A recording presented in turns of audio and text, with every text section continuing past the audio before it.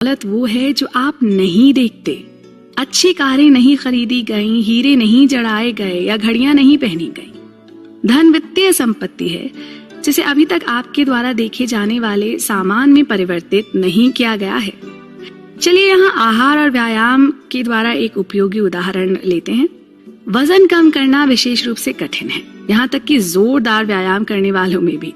व्यायाम ना अमीर होने जैसा है। आप सोचते हैं मैंने बहुत व्यायाम या काम कर लिया है और अब मैं अपने आप को एक बढ़िया भोजन खिला सकता हूँ। यहाँ वो महंगा भोजन असल में आपका धन कम कर रहा है।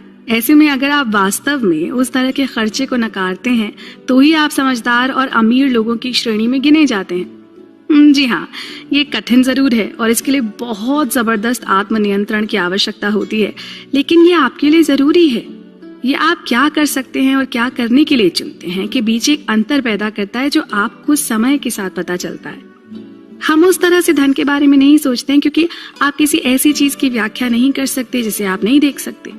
लोग अनुकरण से सीखने में अच्छे होते हैं, लेकिन धन की छिपी प्रकृति दूसरों की नकल करना कठिन बना देती है। हम में से कई लोगों के लिए समस्या यह है कि समृद्ध रोल मॉडल ढूंढना आसान है, धनवानों को खोजना कठिन है क्योंकि परिभाषा के अनुसार उनकी सफलता अधिक छिपी हुई है। रोनाल्ड रीड अपनी मृत्यु के बाद कई व्यक्तियों के लिए एक वित्तीय रोल मॉडल बन गए, लेकिन जब तक वो जीवित थे तब तक वो किसी के आदर्श नहीं थे क्योंकि उन्होंने अपने भाग्य का एक एक पैसा छिपा कर रखा था।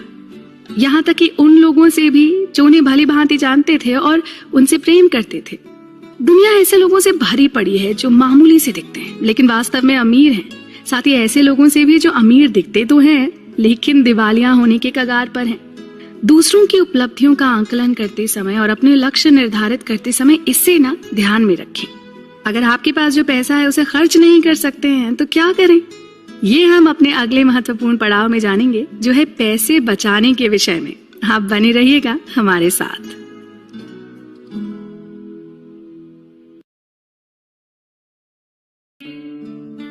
सेव मनी, पैसे की बचत। कितनी कमाल की बात है ना कि वो इकलौती चीज जिसे आप नियंत्रित कर सकते हैं उसी से बस वो एक चीज बनती है जो हमारे लिए मायने रखती है। जी हाँ, बात पैसों की हो रही है। नमस्कार, मैं हूं पल्लवी और आज की इस चर्चा में आइए पैसे बचाने की कुछ आसान से उपाय सीखते हैं। देखिए, इस दुनिया में 3 तरह के लोग हैं। पहले वो जो पैसे बचाते हैं, दूसरे वो जो नहीं सोचते कि वो बचा सकते हैं और तीसरे जो नहीं सोच सकते कि उन्हें बचाने की जरूरत है। आज की ये चर्चा बाद के 2 तरह के लोगों के लिए है। आइए जानते हैं पैसों से संबंधित वो 7 स्टेप्स जो बचत के महत्व को समझाते हैं। 1, धन का निर्माण आपकी आय या निवेश रिटर्न के साथ बहुत कम है और आपकी बचत दर के साथ बहुत कुछ करना है। इसे समझने का एक शानदार तरीका तेल के साथ पैसे की तुलना है। 1970 के दशक में तेल की खपत तेजी से बढ़ रही थी, लेकिन जल्दी ही लोगों को एहसास हुआ कि तेल सीमित है और खत्म हो सकता है। इस समस्या का मुकाबला करने के लिए लोगों ने अधिक तेल खोदने पर ध्यान केंद्रित करने के बजाय ऊर्जा बचत करने वाली मशीनरी और वाहन बनाकर अपने पास मौजूद तेल का संरक्षण करना शुरू कर दिया। आपके पैसे से भी ऐसा ही किया जा सकता है। आप जो कुछ भी लेते हैं उसे खर्च करने के बाद धन केवल संचित बचा हुआ है। और चूंकि आप उच्च आय के बिना धन का निर्माण कर सकते हैं, लेकिन उच्च बचत दर के बिना धन बनाने का कोई मौका नहीं है। ये स्पष्ट है कि कौन सा अधिक मायने रखता है। 2, धन का मूल्य आपकी आवश्यकता के हिसाब से होता है। आपके पैसे की दक्षता आपके द्वारा अर्जित धन से अधिक महत्वपूर्ण है। कम पैसे में खुश रहना सीखना आपके पास जो है और आप जो चाहते हैं उसके बीच एक अंतर पैदा करता है। अपनी तनख्वाह बढ़ाने से मिलने वाले अंतर के समान, लेकिन आपके नियंत्रण में। एक उच्च बचत दर का मतलब है कि आप जितना खर्च कर सकते हैं उससे कम खर्च करना, और कम खर्च होने का मतलब है कि अगर आप अधिक खर्च करते हैं तो आपकी बचत तुलना में आगे बढ़ जाती है।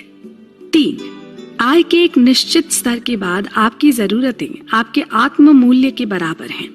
एक बार जब आप भोजन, कपड़े और आश्रय जैसी अपनी बुनियादी आवश्यकताओं को पूरा करने के लिए पर्याप्त कमाते हैं और साथ ही आप अपनी कारों की तरह अपने आराम के स्तर को प्राप्त करते हैं, इससे ऊपर की हर चीज को खुद का प्रतिबिंब माना जाता है।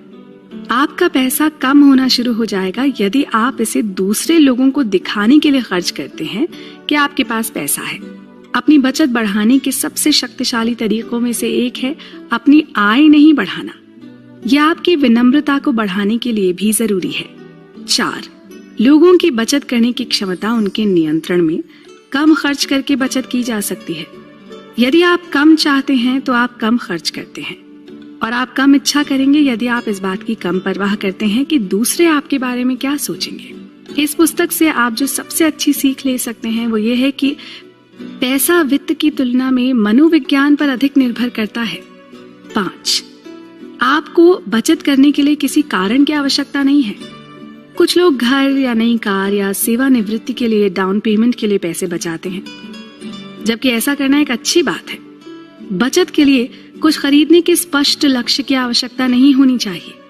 आप सिर्फ बचत के लिए बचत कर सकते हैं। केवल एक विशिष्ट लक्ष्य की बचत करना एक अनुमानित दुनिया में समझ में